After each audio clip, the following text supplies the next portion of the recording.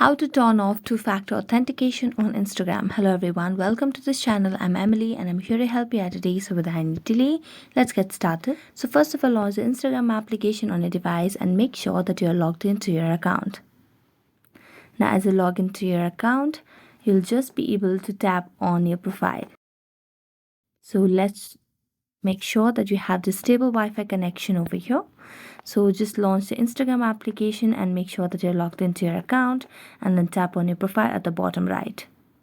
Next, tap on the hamburger icon at the top right corner of the screen and then tap on Account Center option available at the very first. Then scroll down and tap on Passwords and Security, and here you can see the option of two-factor authentication. So tap on it and you can see the profile. So just select on your profile over here, and as you select on the profile, you can select your security method. Right now it's toggled on for authentication. Now you can just switch to SMS or WhatsApp and then tap on next.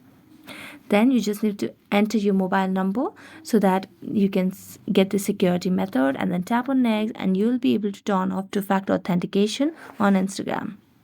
So thank you so much for watching this video. See you next time.